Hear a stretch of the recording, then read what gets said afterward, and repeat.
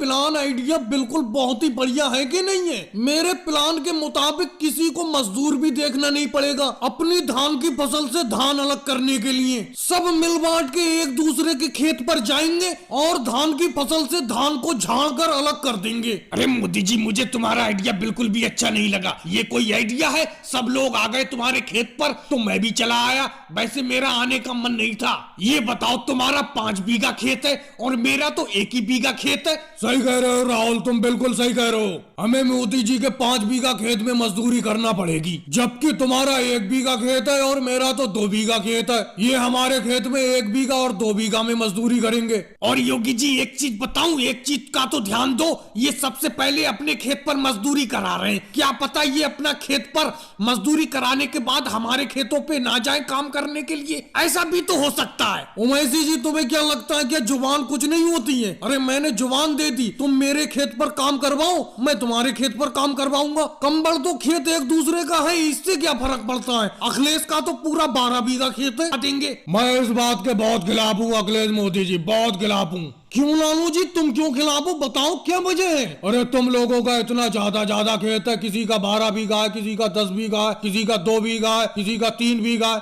मेरा तो सिर्फ आधा बीघा खेत है। तुम सब लोग मिलकर मेरे आधा बीघा खेत में काम करोगे, आधे घंटे में काम कर दोगे, और मैं तुम्हारे इतने बड़े बड़े खेतों में काम कर रहा हूँ, पूरा दिन काम कर रहा हूँ। अरे लालू जी, ऐसी बात आपको बिल्कुल नहीं करना चाहिए। मैंने पहले ही कह दिया है कि कंबल तो खेत लोगों का है ही, किसी का ज्यादा है किसी का कम है। मिल बांट के काम करने में बहुत फायदा है। कभी तुम्हारा ज्यादा काम पड़ेगा, हम मिलके नहीं करेंगे काम। लालू जी, मोदी जी बिल्कुल सही कह रहे हैं। देखो, मेरा तो कोई खेत भी नहीं है, फिर भी मैं तुम लोगों की सहायता कराने के लिए आ गया। किसी वजह से ही तो आया हूँ कि आगे मेरी कभी कोई काम पड़ेगा तुम लोग मेरा काम तो कर दोगे। यही भाईचारा तो आपस में अपना होना चाहिए। और भाई लोगों, वीडियो को लाइक करो।